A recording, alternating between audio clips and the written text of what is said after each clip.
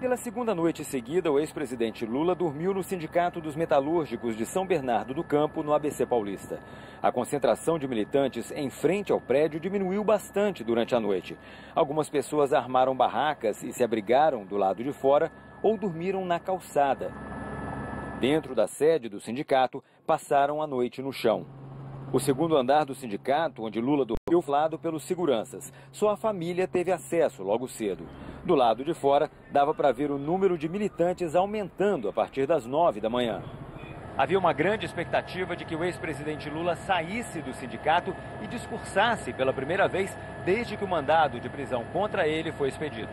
Um carro de som usado nos outros dias para discursos recebeu todos para um ato em homenagem ao aniversário de Dona Marisa Letícia, que completaria 68 anos se fosse viva. Ela morreu no início do ano passado. Por volta das 10h30 da manhã, representantes de várias religiões subiram do carro de som.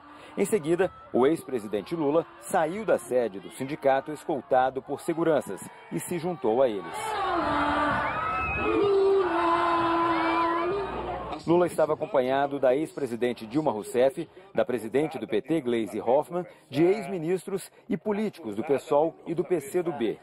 O bispo emérito de Blumenau, Dom Angélico Sândalo Bernardino, presidiu a celebração. Nós começamos um dizendo ao outro que está a seu lado uma mensagem. Diga a ele: a paz esteja com você. E ainda vários artistas participaram. Todo paga bandeira. Todo mundo! O ex-ministro Gilberto Carvalho falou um pouco sobre Dona Marisa Letícia. Representantes de entidades e de partidos se revezaram no microfone. A ex-presidente Dilma Rousseff fez uma oração. Essa oração é uma oração de paz. Uma oração de uma época da humanidade e que hoje, mais do que nunca, mostra que nós somos da paz. Nós não somos nem da injustiça, nem da violência. Oração de São Francisco de Assis. Senhor, fazei-me instrumento de vossa paz. O ex-presidente Lula abriu seu discurso numa longa saudação a políticos, sindicalistas e artistas que estavam no carro de som. Chegou a desejar sucesso a alguns políticos que já se declararam candidatos na eleição deste ano. Em seguida, lembrou que estreou no cenário nacional como presidente do Sindicato dos Metalúrgicos do ABC, que o abrigou desde que o mandado de prisão foi expedido pelo juiz Sérgio Moro. Lembrou episódios das greves de 1979 e 1980 para dizer que mais importante do que vencer é consolidar visões políticas. Depois, Lula atacou a imprensa, criticou emissoras de televisão, jornais, revistas e rádios do interior que, na visão dele, dedicam-se a atacá-lo. Citou nominalmente as redes Bandeirantes, Record e Globo, o jornal O Globo e a revista Veja. Voltou a repetir que é inocente, que o triplex não é nem nunca foi dele e que foi julgado sem provas. E fez uma forte crítica ao Ministério Público e ao Judiciário, dizendo que os ministros votam para agradar a opinião pública. Porque, no fundo, você destrói as pessoas na sociedade, na imagem das pessoas, e depois os juízes vão julgar e falam: eu não posso ir contra a opinião pública, porque a opinião pública está pedindo para caçar. Quem quiser votar com base na opinião pública, largue a toga e vá ser candidato a deputado. Escolha um partido político e vá ser candidato. Em seguida, Lula disse que o objetivo de sua prisão é calá-lo, mas que ele não teme isso. Nas palavras do ex-presidente, ele não é mais um ser humano, mas uma ideia. E referindo-se a si próprio, diz que cada um de seus apoiadores vão se transformar em Lulas e sair pelo país fazendo o que tem que ser feito. E citou os militantes do movimento sindical, o movimento dos sem terra, o movimento dos trabalhadores sem teto e os militantes da CUT, a Central Única dos Trabalhadores.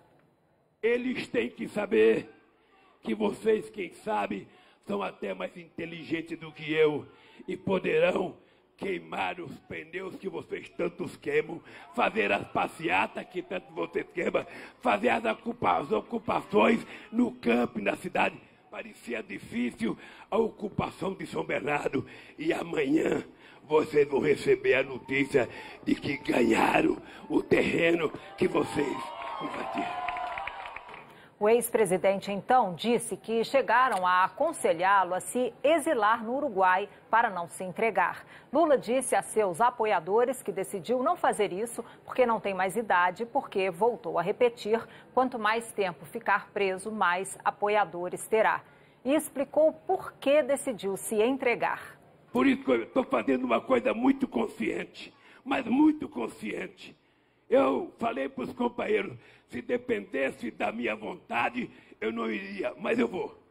Eu vou porque eles vão dizer a partir da manhã que o Lula está foragido, que o Lula está escondido. Não, eu não estou escondido, eu vou lá na barba deles, para eles saberem que eu não tenho medo, para eles saberem que eu não vou correr e para eles saberem que eu vou provar a minha inocência.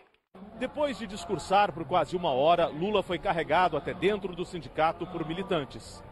No caminho, recebeu flores, cumprimentos e, antes de entrar no prédio, acenou para a multidão. Lá dentro, o ex-presidente almoçou. Logo depois do discurso do ex-presidente, no começo da tarde, militantes já se dirigiram ao aeroporto de Congonhas para esperá-lo. No início da tarde, a Polícia Militar e a Companhia de Tráfego começaram a organizar o esquema para a chegada do ex-presidente Lula. Eles fecharam uma parte desta rua aqui em frente ao aeroporto, onde estão os militantes. O número de correligionários foi aumentando ao longo da tarde e os ânimos ficaram mais exaltados. Os militantes se concentraram em frente ao portão por onde entram autoridades. Houve bate-boca com pessoas que defendiam a prisão de Lula. Cadeira dele!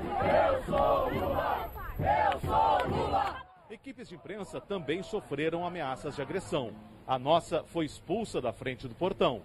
No meio da tarde, acompanhamos o comboio da PF com 5 carros sem identificação que seguiu para o Sindicato dos Metalúrgicos. Estacionaram a poucos metros de um dos portões do sindicato.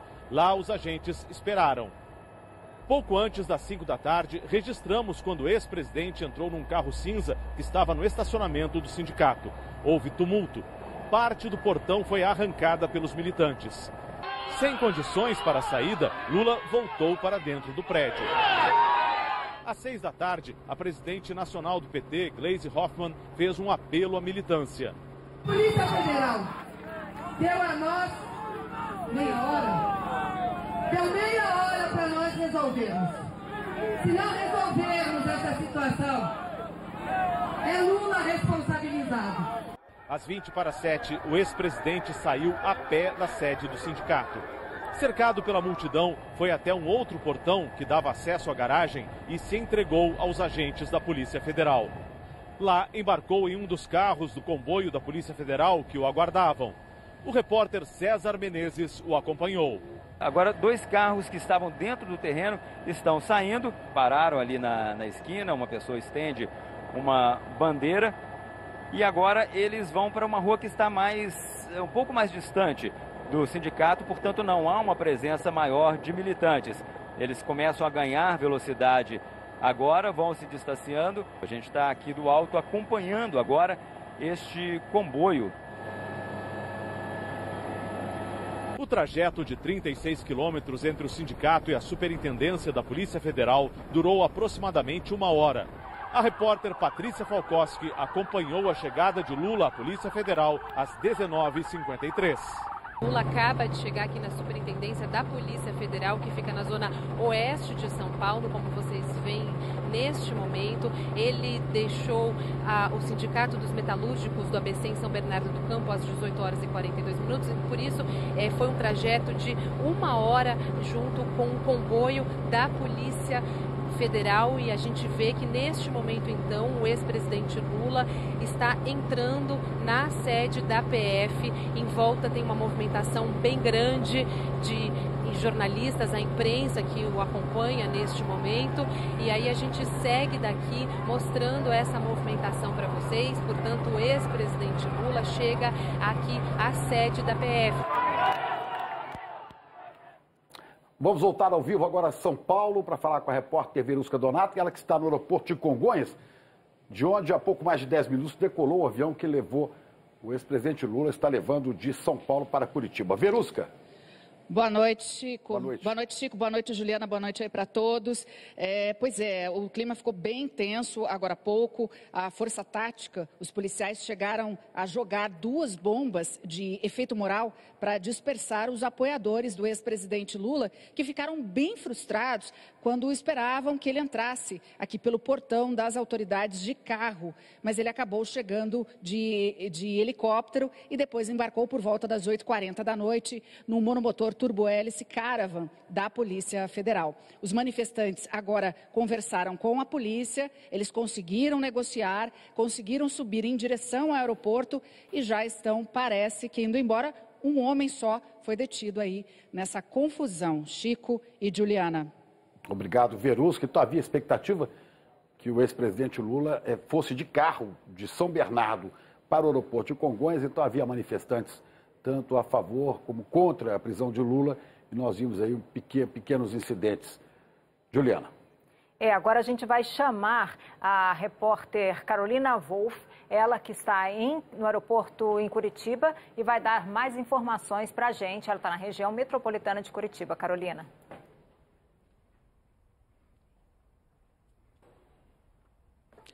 Olá, Juliana, Chico, boa noite a todos. Olha, a expectativa de chegada do ex-presidente Lula aqui à região de Curitiba é por volta das 10 horas da noite. O tempo de voo deve ser de mais ou menos 1h10. E aqui no aeroporto Afonso Pena, na região metropolitana de Curitiba, já está tudo pronto aí para o desembarque do ex-presidente. Durante toda a tarde, uma movimentação muito grande de policiais. Agora há pouco, várias viaturas da Polícia Federal entraram na pista e um helicóptero da Polícia Federal já está aqui desde o meio da tarde, bem próximo de onde vai desembarcar o ex-presidente. E daqui do aeroporto, ele segue de helicóptero direto para a sede da Polícia Federal aqui em Curitiba, onde está a repórter Malu Maza. Boa noite, Malu.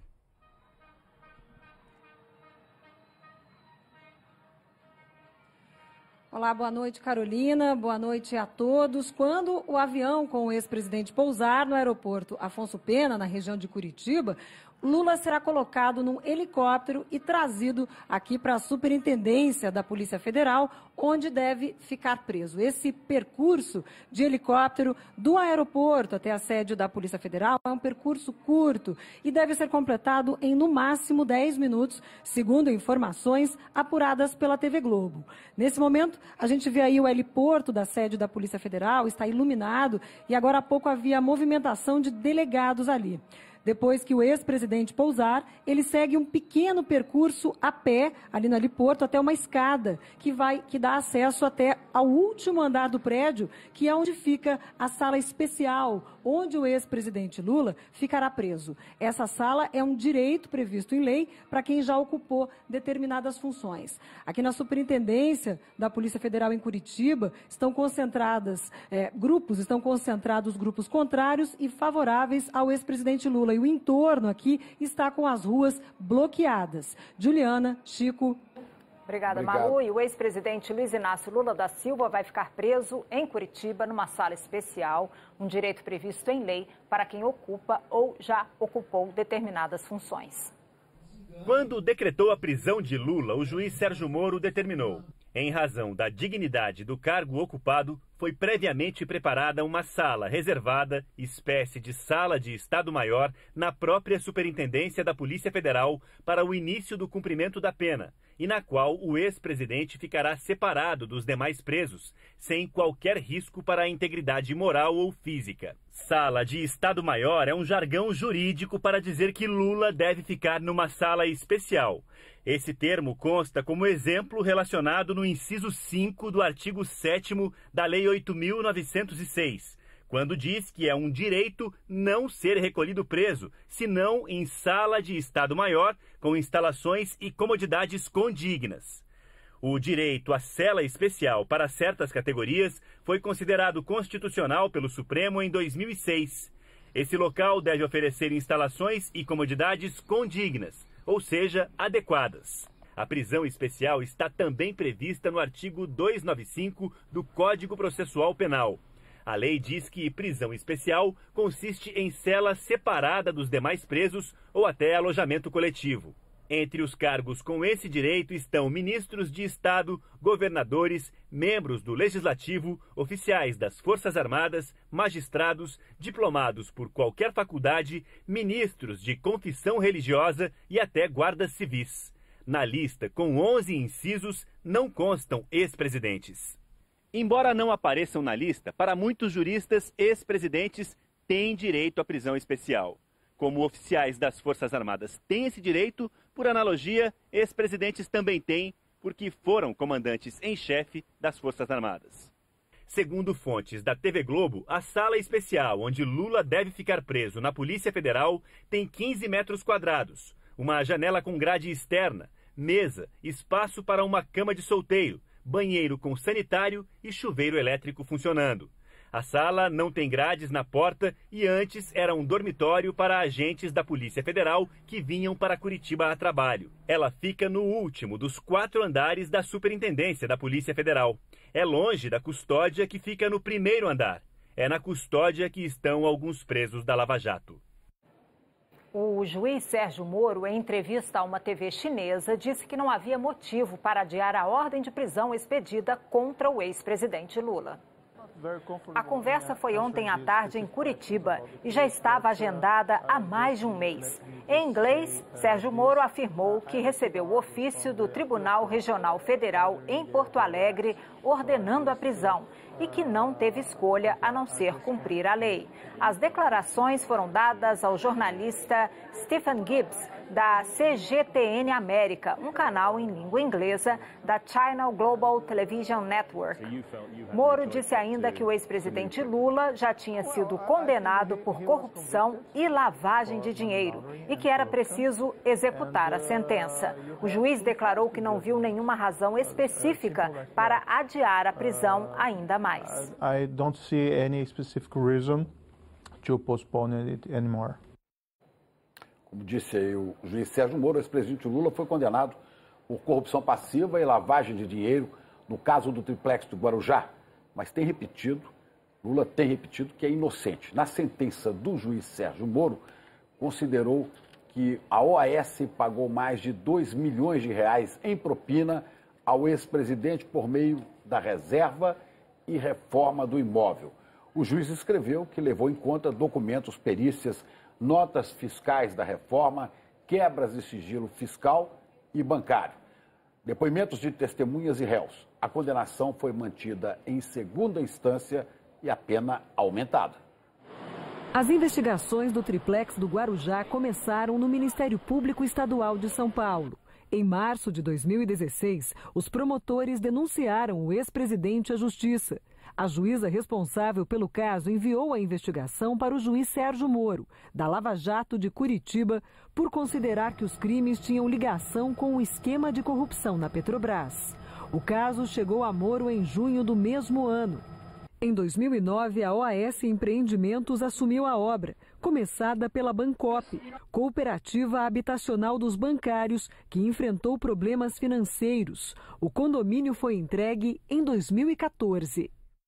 No Paraná, os procuradores da Lava Jato denunciaram o ex-presidente no caso do triplex em setembro de 2016. Disseram que a OAS pagou propina a Lula por meio da reserva e reforma do triplex e que manteve o imóvel no nome da construtora para esconder a real propriedade. Segundo o Ministério Público Federal, o dinheiro veio de um caixa geral de propina, ligado a 3 contratos da OAS com a Petrobras. Durante o processo em Curitiba, o juiz Sérgio Moro ouviu 75 testemunhas de acusação e defesa. Lula foi o último dos 7 réus a ser interrogado. O ex-presidente disse que visitou o apartamento, mas que não quis comprá-lo. O depoimento foi em maio do ano passado. A verdade é o seguinte, doutor Moro, eu vou repetir. Eu não solicitei, não recebi, não paguei nenhum triplex. Lula foi condenado em julho do ano passado por Moro. há uma pena de 9 anos e 6 meses de prisão pelos crimes de corrupção passiva e de lavagem de dinheiro. Na sentença, o juiz levou em conta documentos, perícias, notas fiscais da reforma, quebras de sigilo fiscal e bancário, depoimentos de testemunhas e réus.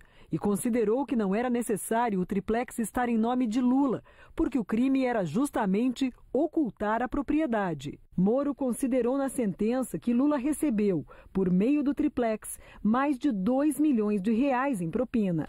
Um dos réus, o ex-presidente da OAS, Léo Pinheiro, afirmou no interrogatório que o triplex estava reservado para Lula. O apartamento era do presidente Lula desde o dia que me passaram para estudar os empreendimentos da Bancop. Já foi me dito que era do presidente Lula e sua família, que eu não comercializasse e tratasse aquilo como uma coisa de propriedade do presidente. O Ministério Público afirma, juntou documentos que supostamente diriam isso, que esse apartamento, esse triplex, não teria sido colocado à venda jamais pela OAS. Nunca foi colocado à venda pela OAS. Desde lá de 2009? Desde 2009. Eu tinha uma orientação para não colocar à venda que pertenceria à família do presidente. Essas fotos mostram Lula e Léo Pinheiro numa visita ao triplex. As fotos também estão no processo. Ao finalizar a sentença, o juiz escreveu que é de todo lamentável que um ex-presidente da República seja condenado criminalmente, mas a causa disso são os crimes por ele praticados, e a culpa não é da regular aplicação da lei. Prevalece, enfim, o ditado: não importa o quão alto você esteja, a lei ainda está acima de você. A defesa de Lula recorreu ao Tribunal Regional Federal em Porto Alegre. Alegou que o dinheiro da compra e reforma do triplex não veio da Petrobras, que Lula não pediu qualquer vantagem indevida em razão do cargo de presidente e que o juiz Sérgio Moro negou a produção de provas, não seguiu a denúncia e se baseou no depoimento de Léo Pinheiro, que tenta acordo de delação premiada. O recurso foi julgado no dia 24 de janeiro deste ano pelo tribunal, numa sessão que durou mais de 8 horas. O relator, desembargador João Gebran Neto, e os desembargadores Vitor Laus e Leandro Paulsen consideraram que houve pagamento de propina e que existem provas. Para além da prova material, até aqui referida, a prova oral indicando que o apartamento 174, posteriormente modificado para 64A, estava reservado ao ex-presidente. E mais, a prova indica que os recursos necessários para o pagamento da diferença entre aquilo que inicialmente foi adimplido pelo apelante e por sua esposa, agregado com as reformas, foram arcados pela OAS. O tribunal aumentou a punição para 12 anos e 1 mês e determinou o cumprimento da pena inicialmente em regime fechado. A defesa do ex-presidente anunciou que entraria com recurso. Porque é uma decisão, como eu já disse, que condenou uma pessoa que não praticou o crime. E nós acreditamos que esse resultado é o que vai prevalecer e que nenhuma medida restritiva será aplicada ao ex-presidente Lula. Um dos recursos foi apresentado ao próprio tribunal em Porto Alegre. A defesa também entrou com pedidos de habeas corpus preventivos nos tribunais superiores em Brasília. No dia 6 de março, os ministros do STJ negaram por 5-0 o pedido de habeas corpus preventivo. A defesa pretendia impedir a prisão de Lula após se esgotarem os recursos em segunda instância. A decisão no STJ foi unânime. No meu entendimento, não se vislumbra a existência de qualquer ilegalidade na determinação de que o paciente venha, porventura, iniciar o cumprimento provisório da pena após esgotamento dos recursos em segundo grau, no caso dos embargos de declaração.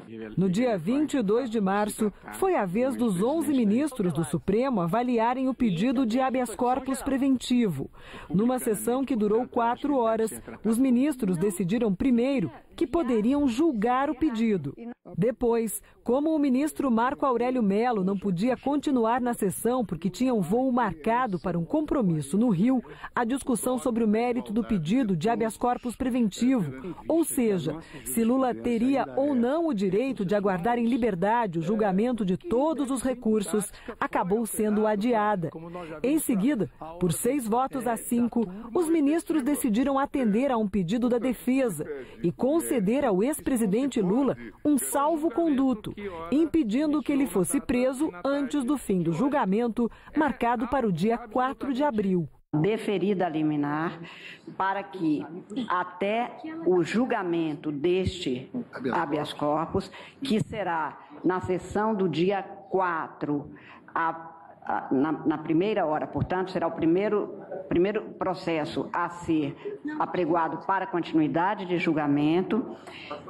Até este dia, então, a garantia do paciente de ter a salvaguarda da sua locomoção, e que foi o pedido formulado. Será imediatamente expedido o ofício neste sentido. No dia 26 de março, os desembargadores do Tribunal Regional Federal da 4ª Região, em Porto Alegre, a segunda instância da Lava Jato, negaram por unanimidade os embargos de declaração pedidos pela defesa. Fizeram apenas uma correção técnica no texto. Esse modo no processo trazido em mesa pelo desembargador Gebran sobre o número 2, a turma decidiu a unanimidade nos termos do voto do relator, conhecendo em parte dos embargos, e nesta parte dando parcial provimento, sem, contudo, que haja qualquer efeito modificativo. Na quarta-feira, o Supremo Tribunal Federal em Brasília retomou o julgamento. A sessão durou quase 11 horas e a maioria dos ministros, por 6 votos a 5, negou a concessão do habeas corpus a Lula. Com a decisão, caiu o último impedimento para a execução da pena do ex-presidente. No mérito, por votação majoritária, o Supremo Tribunal denegou a ordem nos termos do voto do relator, vencidos os ministros Gilmar Mendes e Dias Toffoli, numa parte menor, e os ministros Ricardo Lewandowski, Marco Aurélio e Celso de Mello, que concediam a ordem. Essa é a proclamação do resultado.